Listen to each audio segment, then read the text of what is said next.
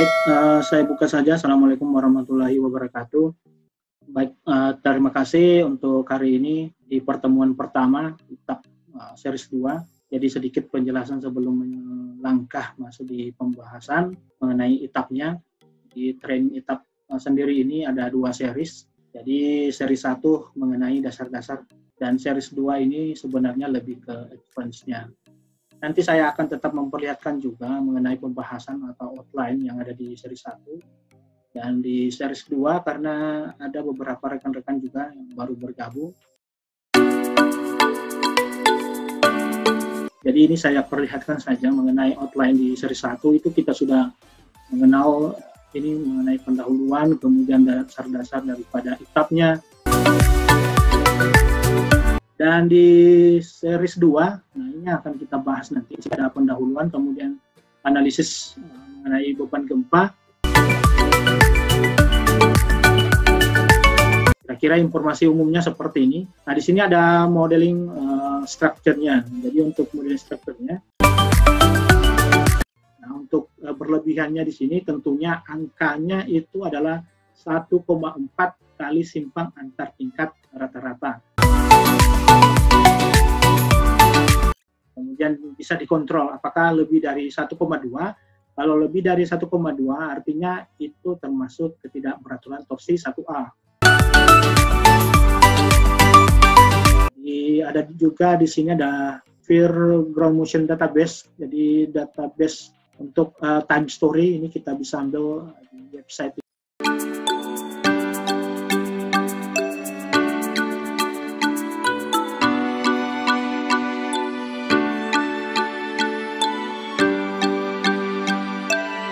Calculate. Nah, seperti ini hasilnya.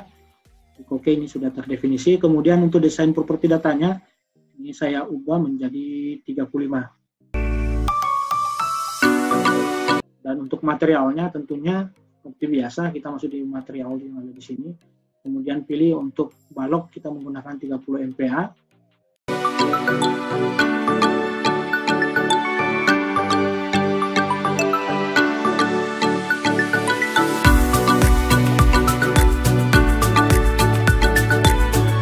Baik, saya buka saja. Assalamualaikum warahmatullahi wabarakatuh.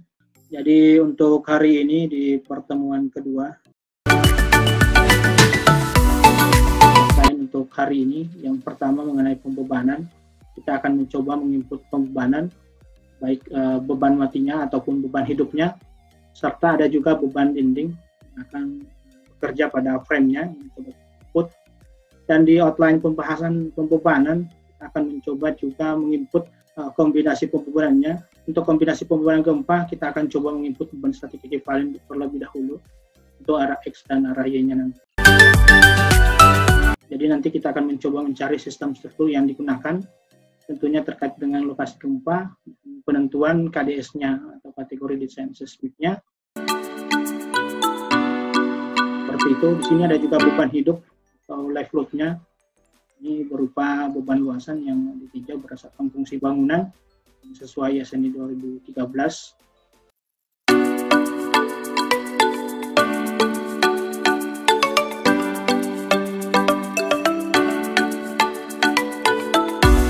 Jadi file ini juga sudah saya kirim. Jadi mengenai kombinasi. Nah, untuk di atas ini adalah kombinasi dasar itu 1,4 dan di sini setelah kita uraikan karena kita bedakan antara beban mati tambahan untuk beban mati dan beban mati strukturnya. Jadi di situ kita menggunakan 1,4D ditambah 1,4 SW atau self weight-nya atau berat sendiri strukturnya.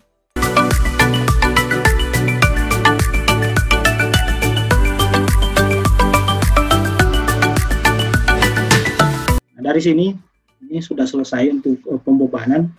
Nah, sekarang kita masuk di sistem struktur yang digunakan.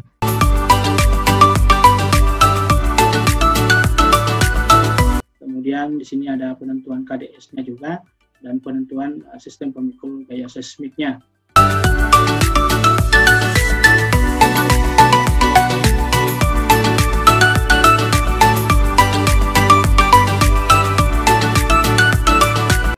Nah, di sini ada seismic design kategori.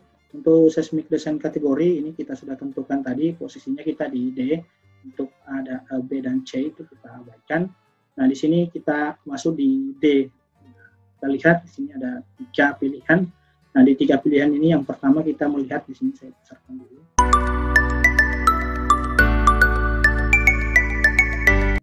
Sistem pemikul momen. Nah, untuk sistem pemikul momen ini gaya lateral dan gravitasinya itu dipikul oleh portalnya. Nah, di sini tadi sudah saya jelaskan, ini kita menggunakan sistem pemikul momen dan sistem ganda. Nah, untuk sistem rangka pemikul momen,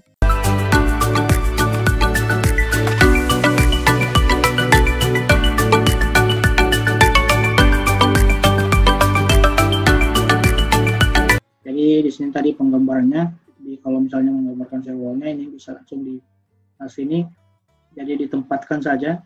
Jadi ini saya tempatkan mungkin di posisi ini, tapi ini saya belum tahu apakah translasinya bagaimana, apakah terjadi rotasi atau tidak.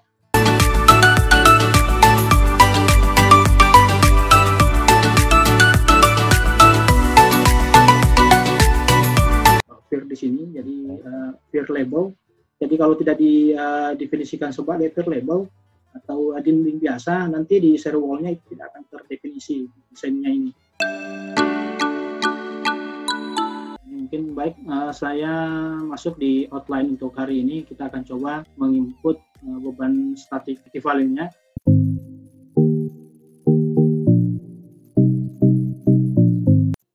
Displaynya kita sudah menginput pembebanan, jadi kita bisa mengontrol penginputan pembebanan tersebut melalui display.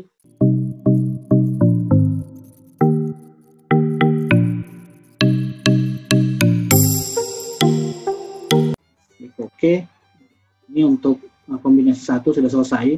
Kemudian untuk kombinasi 2, itu kita masuk di kombinasi lagi.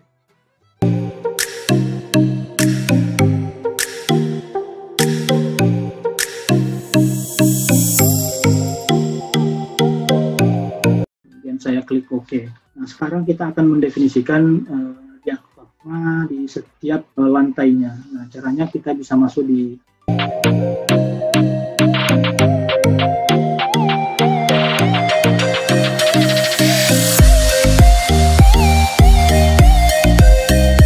tanya, Pak. Iya, silakan, Pak.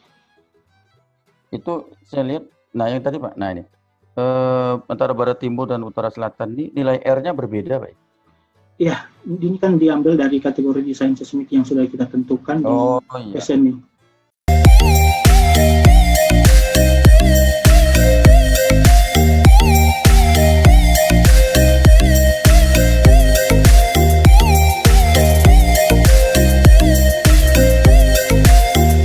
Saya klik OK, ini saya klik OK, dan ini saya klik OK.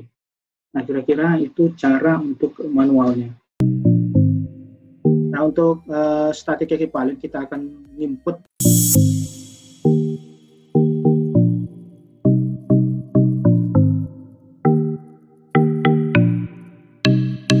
di eksponennya saja. Jadi di sini ada eksponen. Nah, ini eksponen terkait dengan waktu getar daripada strukturnya. Kalau kemarin kita sudah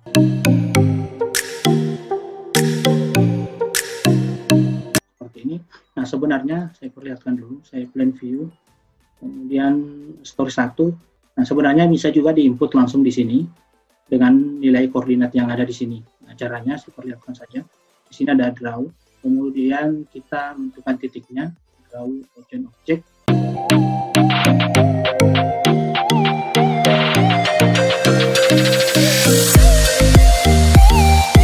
Seperti ini modificator lognya. Di sini ada direksi dan eksentrisitasnya. Tentunya kalau melihat di sini adalah arah X-nya, ini kita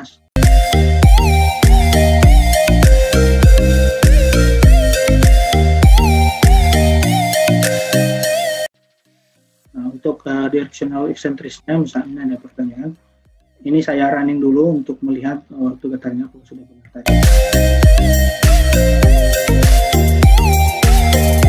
Nah, di sini tinggal dimasukkan SS-nya saja. Jadi kalau misalnya di Palu ini SS-nya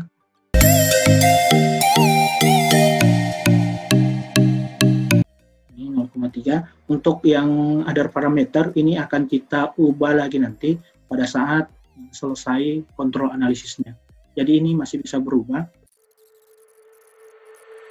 Iya, nanti kalau misalnya mau mencari yang terbesarnya, nanti saya akan perlihatkan mungkin di belakang. Ini ada namanya envelope. Nah, di envelope ini kita akan mencari kombinasi yang terbesarnya. Jadi di input seperti ini.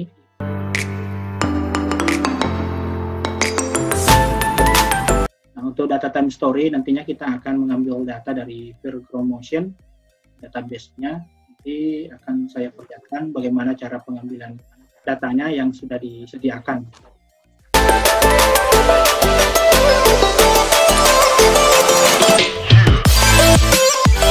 Nah, untuk mematching juga seperti ini, nanti kita akan matching juga. Tetapi proses matching ini, di sini ada dua cara, ada menggunakan frekuensi. Nah, event name ini kita ambilnya dari list GrowMotion yang saya perlihatkan tadi. Nanti misalnya ada Cici dan lain-lain, itu tinggal dimasukkan di namanya di sini. Nanti tinggal.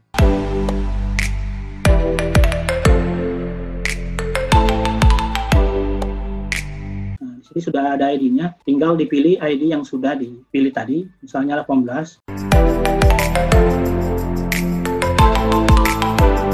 Kemudian di sini untuk ini masih berupa garis saja. Nah, ini yang akan kita setting di sini. Jadi ini harus dilihat juga data yang sudah diambil tadi.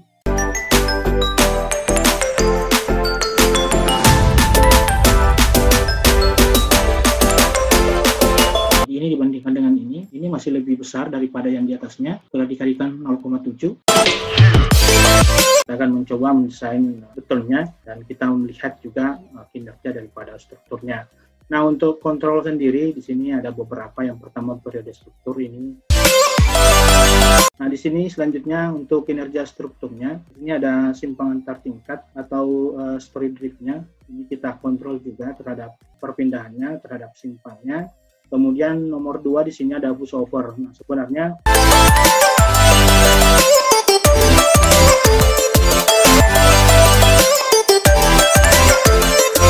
nah, selanjutnya kita masuk di display-nya, kemudian sortable-nya, di analisis, di result, dan di reaksinya.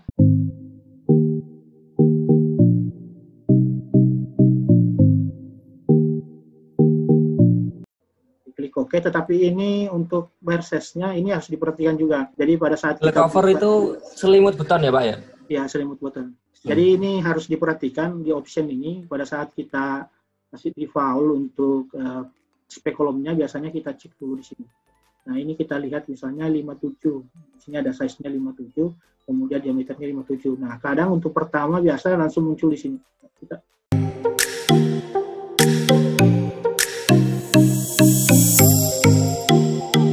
Nah, kemudian ini merupakan 2% dari tinggi daripada strukturnya. Misalnya untuk tinggi strukturnya itu adalah 44 meter, ini saya gunakan 44, kemudian saya tulis.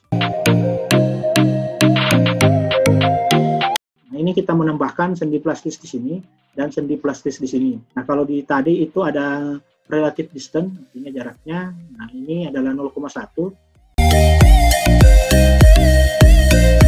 Nah, ini sudah ada sendi plastis yang masuk untuk baloknya. Sekarang volumenya sama, jadi tinggal masuk di